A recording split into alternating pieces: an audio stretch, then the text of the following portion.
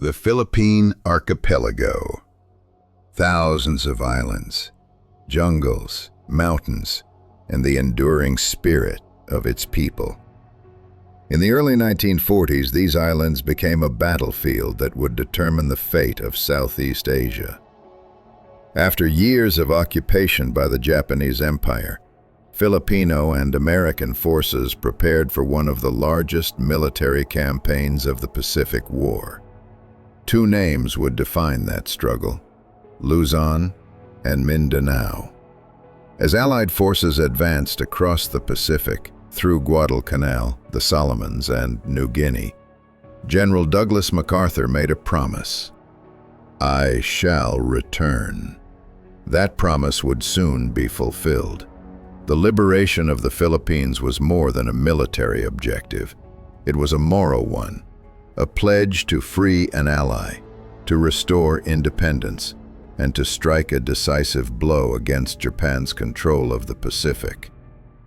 In January 1945, the eyes of the world turned toward Luzon, the largest island of the Philippines and the heart of the nation.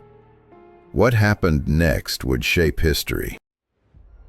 January 9th, 1945. The invasion of Luzon begins. U.S. troops land at Lingayen Gulf under a rain of enemy fire.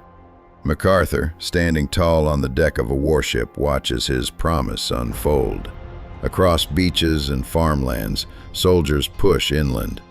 They face minefields, artillery, and a determined Japanese defense, commanded by General Tomoyuki Yamashita, known as the Tiger of Malaya.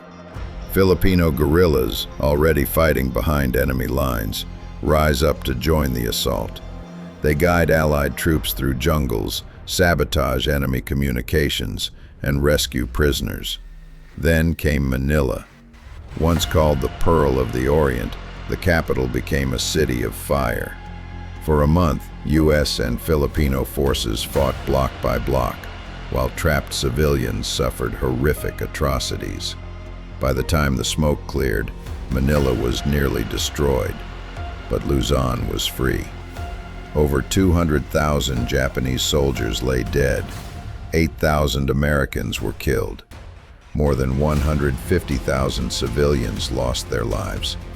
The price of liberation was unimaginable, but the victory signaled the collapse of Japanese power in the Philippines. To understand what this struggle looked like, the fear, the courage, the devastation, we turn to a live-action portrayal inspired by real accounts of the campaign.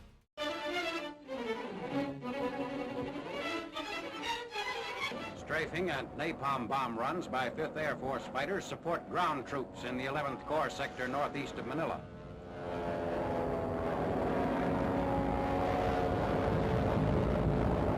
Machine gun fire is augmented by 105s as 38th Division Infantry pushes to a ridge close by the Marikina River. Japs must be blasted from fortified caves.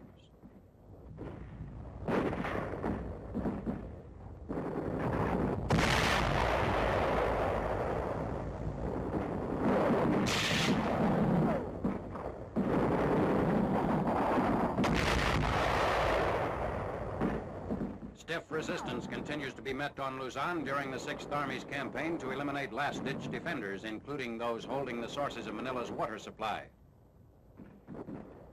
500 miles south on Upper Mindanao, machine guns cover the withdrawal of 8th Army troops pinned down by enemy fire in the Maujima Valley.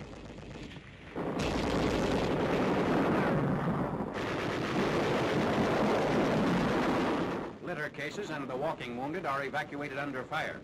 The drive in this sector is north of Malebale, important air center and capital of Bukidnon province. Strong sniper nests hamper our medical corpsmen.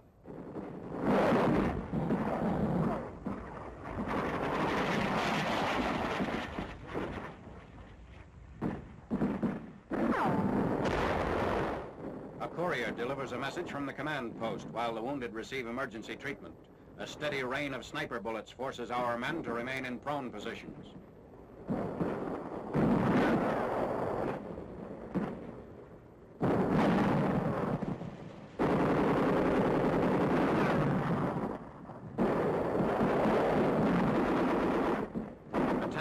past infantry troops in a foxhole as it opens the attack against Jap positions in the opposite side of the valley.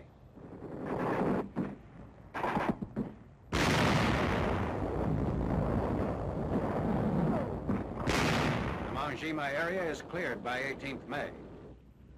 Farther south, SBDs bombed Jap woodland positions at Kolgan Hill near Maramag, Mindanao Island.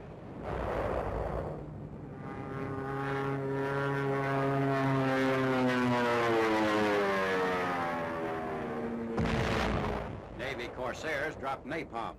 The bombs fall within 75 to 100 yards of our forward troops.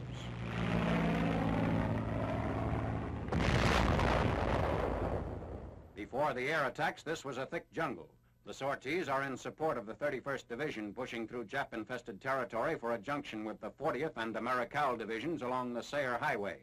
The enemy dead shown here are part of 72 killed during a banzai charge.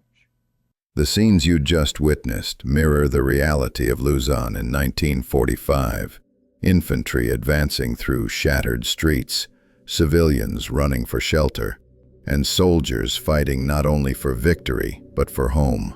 March 10th, 1945. Even as Luzon burned, a new operation began to the south. Operation Victor 5, the liberation of Mindanao.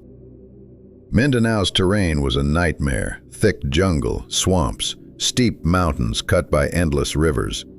Japanese forces held strong defensive lines, hoping to delay the inevitable. Under General Robert Eichelberger, the U.S. 8th Army launched coordinated landings while Filipino guerrillas attacked from within. Local resistance groups, organized for years, became the key to victory. Bridges were captured intact, roads were cleared by hand, airstrips were built overnight to bring supplies through the jungle. By May, Japanese defenses began to collapse. 12,000 Japanese were killed, hundreds captured. The rest disappeared into the mountains, refusing to surrender until the war itself was over. The fall of Mindanao marked the final liberation of the Philippine Islands.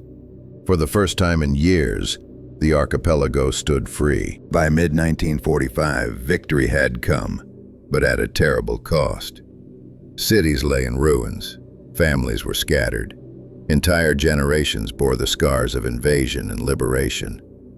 When Japan surrendered that August, the Philippines emerged, battered but unbroken. From the ashes of war rose a new nation, independent, resilient, and determined never to fall again. The campaigns of Luzon and Mindanao were not just battles. They were a testament to courage, to unity, and to sacrifice. Americans and Filipinos fought side by side, proving that freedom demanded more than weapons. It demanded will. Today, the memories of those battles live on, in monuments overlooking Manila Bay, in the veterans who still tell their stories, and in every Filipino who remembers what it means to fight for one's homeland. As the sun rises over the islands once torn by war, we remember those who gave everything. The soldiers, the guerrillas, the civilians who endured. Their legacy endures in the peace that followed, a peace born from sacrifice. The battles of Luzon and Mindanao remind us that even in humanity's darkest hours, courage can shine brighter than fear. From the beaches of Lingayen Gulf to the jungles of Mindanao, the people of the Philippines and their allies proved that freedom is worth any price. This was the liberation of the Philippines. This was the dawn of peace in the Pacific.